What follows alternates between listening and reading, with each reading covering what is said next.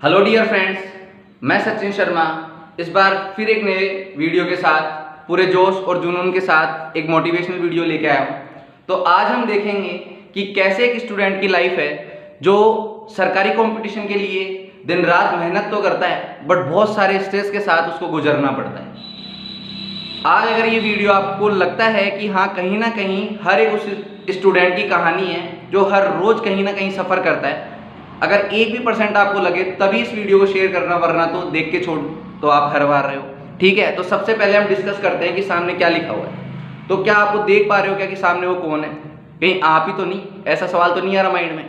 पूरा सुनने के बाद में आपको ऐसा लग भी सकता है कि हाँ यार ये तो मेरी कहानी है, क्योंकि जो भी अभी 5-7 मिनट में बोलूँगा उनमें से कोई भी लाइन ऐसी नहीं कि कहीं से छापी है या कहीं से उठा के लाया।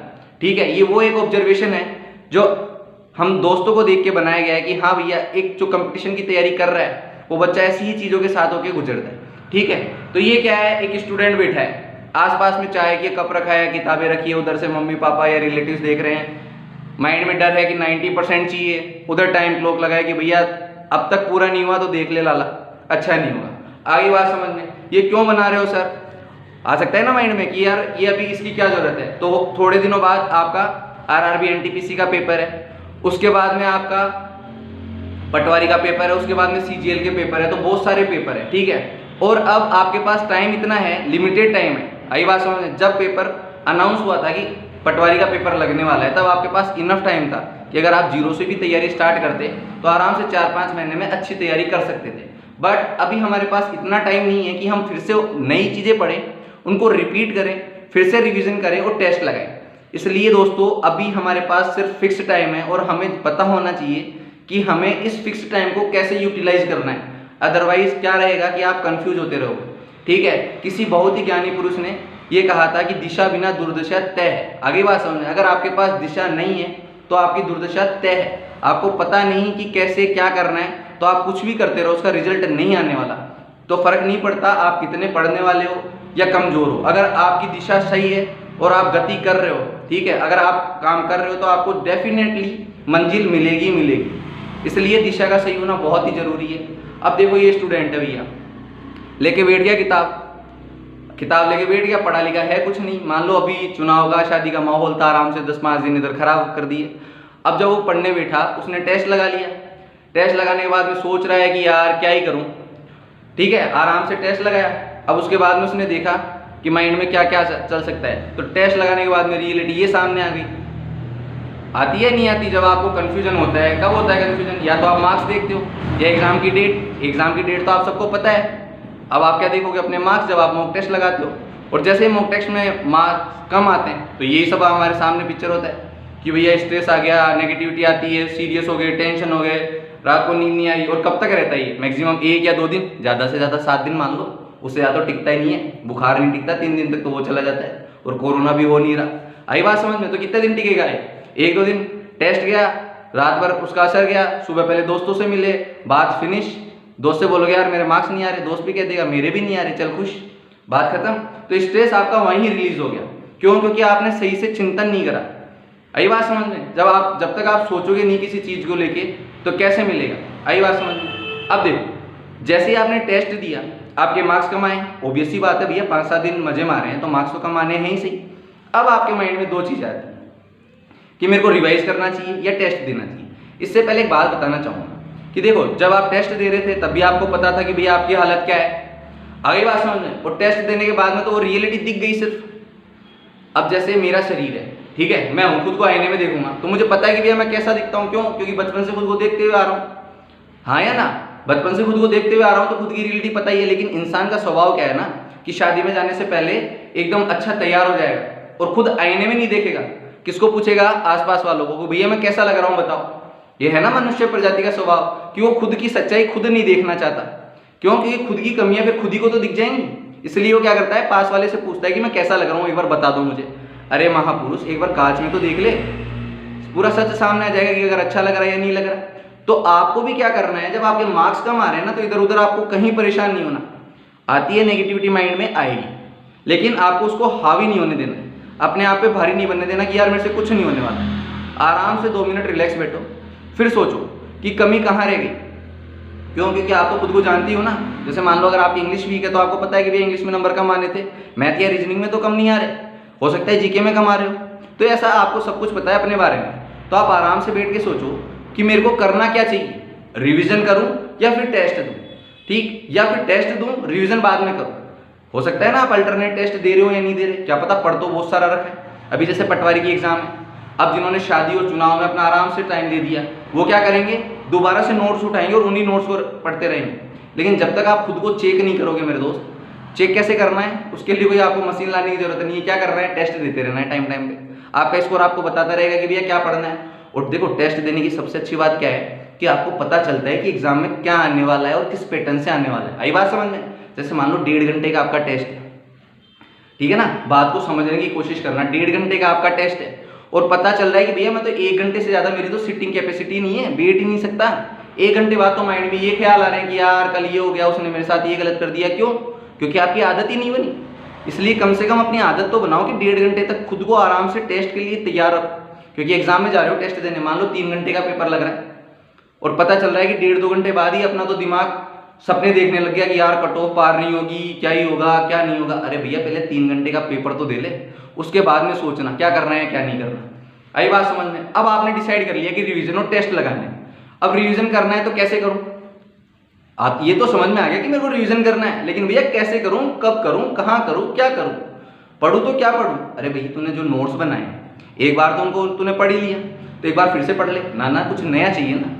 अभी के टाइम पे जो सबसे बड़ी प्रॉब्लम फेस करने को मिल रही है स्टूडेंट्स, वो क्या है कि एक बार जो हमने पढ़ लिया ना उसको हमें रिपीट नहीं करना सर, इससे ज़्यादा दो, इससे अच्छा दो। जबकि कहीं पे भी बोला जाता है और कहा जाता है तो एक ही चीज़ बताई जाती है कि भैया प्रैक्टिस ही इंसान को क्या बनाती है, परफेक्ट बनाती है। जो भी कोई बड़े से बड़ा और सक्सेसफुल इंसान है वो देख लेना अपने हर उस काम में माहिर होगा जो उसको आता है और वो उसी की रिपीटेड मोड पे प्रैक्टिस करता है।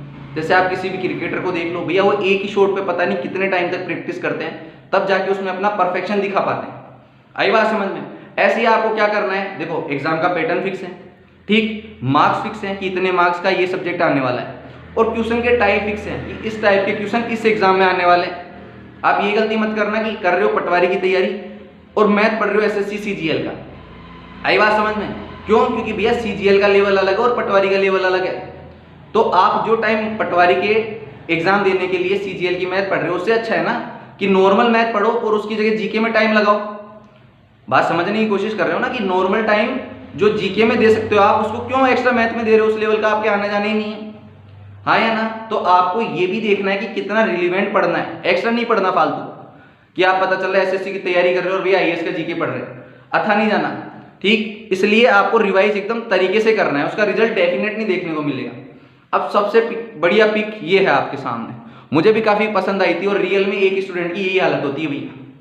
वो दिन कभी नहीं आता जब हम सोचते हैं बैठ के कि आज तो मैं कल टेस्ट दूंगा, पक्का आज पढ़ लेता हूँ, आई बात समझ में, कल पक्का टेस्ट दूंगा, और जैसे ही कल आता है फिर एक और नया कल आ जाता है कि नहीं यार कल दूंगा टेस्ट, हाँ या ना? जैसे मान लो आज मैंने पढ़ लिया एक चैप्टर, अब मेरे को कल टेस्ट देना है, तो मैं क्या सोचूंगा, यार कल और दे लूंगा, आज थोड़ी सी कमी रह गई।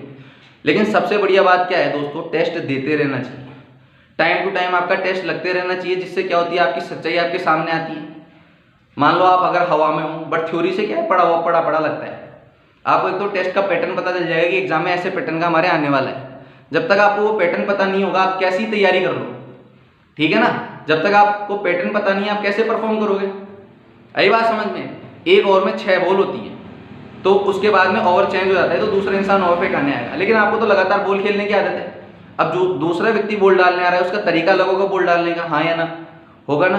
तो उसी हिसाब से क्या होता है कि पेपर में क्वेश्चन का पैटर्न कैसा आ रहा है, कैसे अल्टरनेट क्वेश्चन आ रहे हैं, कौन सी सब्जेक्ट को मेरे को पहले करना है, कौन सी सब्जेक्ट को मेरे को बाद में करना है, कौन सी सब्जेक्ट मेरा टाइम ज़्यादा ले रही है, कौन सी सब्जेक्ट को मैं टाइम कम दे के दूसरी सब्जेक्ट में लगा सकता हूँ, ये सब कैसे पता चलता है? ये सब चलता है टेस्ट देने से पता, ना कि दोस्तों से डिस्कस करने में, ठीक है? दोस्तों क्या बताएगा, अपनी बताएगा, उस पर क्या बीत रही है। आई बात समझ में? आपको टेस्ट देते रहना चाहिए। अब भैया सबसे बड़ा क्वेश्चन तो ये है, व्हाट इज योर स्कोर, आप कितने नंबर ला रहे हो? दोस्त भी फोन करके पूछेगा, वो ये नहीं पूछता कैसे क्या पढ़ रहा है, वो पूछेगा तेरा स्कोर क्या आ रहा है भाई, और रिप्लाई ये नहीं होता कि मेरा 50 आ रहा है, 100 आ रहा है, बस तेरे जितना ही आ रहा है। इसमें वो भी खुश और मैं भी खुश, सामने वाले को पता चल गया कि मैं कितना पढ़ रहा हूँ और उसको भी शर्म नहीं है ये बताने में। आगे बात समझ में?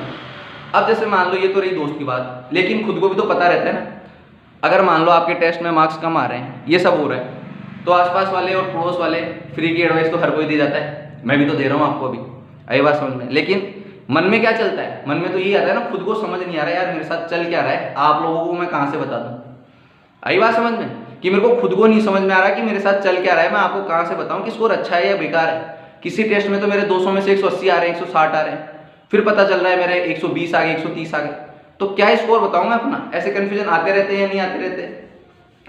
इसलिए आपको दोस्तों बिल्कुल भी परेशान होने की जरूरत नहीं है और ना ही टेंशन लेने की जरूरत है, क्योंकि चिंता क्या होती है, चिता समान। सिर्फ आपको चिंतन करना है और समस्या का समाधान पक्का है कि डेफिनेट रूप से आएगा ही आएगा। अब ये एक डायग्राम है कि भैया इसमें आपकी कैसे परफॉर्मेंस को बढ़ाया जा सकता है।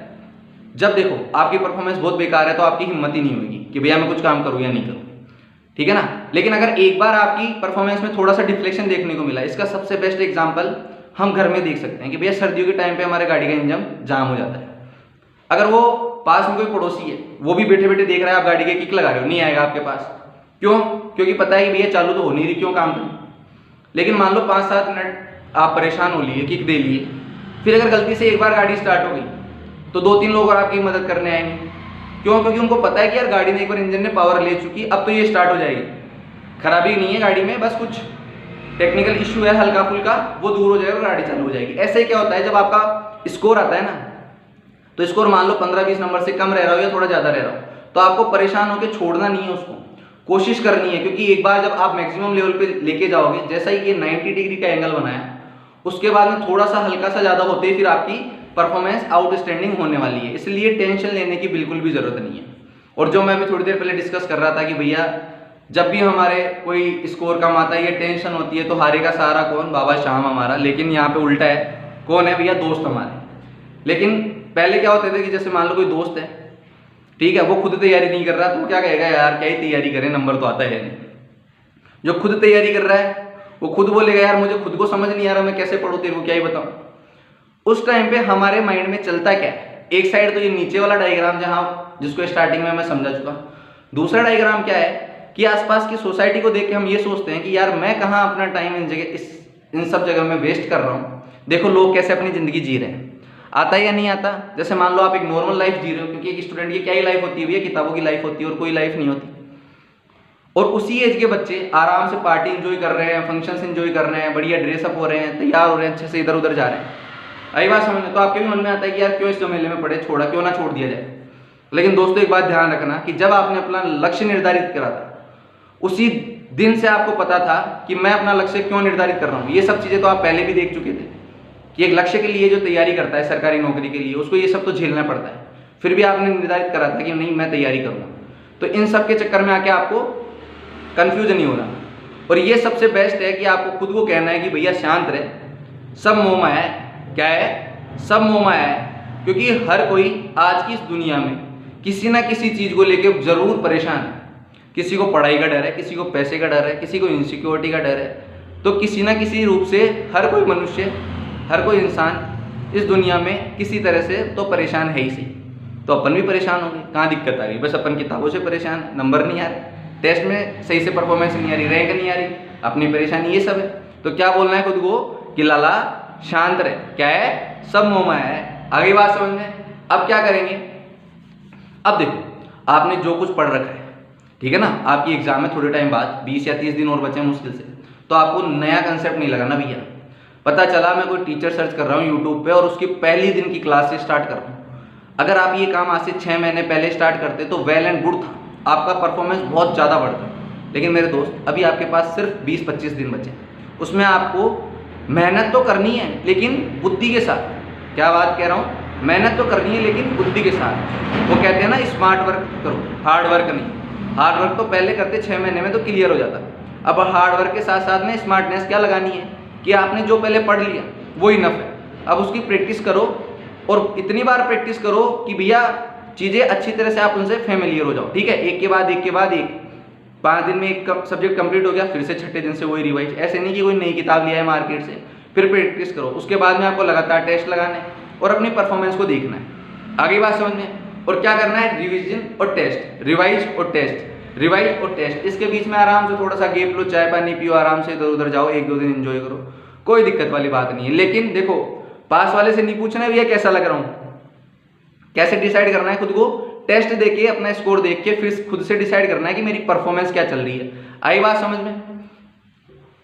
एक दिन आपका स्कोर भी ये होगा अगर आप तरीके से चलते हो। याद रखना मेरी बात, दिशा बिना दुर्दशा तय है। आगे बात समझ, इसलिए अपनी दिशा फिक्स रखे कि भैया मेरे को यहीं जाना है, ठीक है। अगर टारगेट पटवारी है तो रिलीवेंट पढ़ो उससे, क्यों उसकी मैथ में आप टाइम बर्बाद कर रहे हो बजाय जीके पढ़ने के? जीके पढ़ो ना, उसमें जीके आता है 6 लेवल का, कहाँ दिक्कत है? क्यों आप सिर्फ मैथ ही मैथ पढ़े जा रहे हो? अगर आप वहीं एसएससी और एसएससी की तैयारी कर रहे हो तो आप वहाँ पढ़ो मैथ, आराम से इंग्लिश पढ़ो, वहाँ जीके को कम टाइम दे सकते हो क्योंकि वहाँ नहीं आता जीके इतना। तो आपको फिक्स ध्यान रखना है कि मेरे को करना क्या है और कैसे करना है, जरूर आपका स्कोर अच्छा आएगा। और लास्ट में इस पीपीटी का अंत कुछ इस लाइन से करना चाहूँगा, काफ़ी अच्छी लगी थी तो इसको मेंशन कर लिया। अंत में सब कुछ अच्छा होगा। क्या लिखा है? अंत में सब कुछ अच्छा होगा। अगर कुछ अच्छा नहीं है तो ये अंत नहीं है।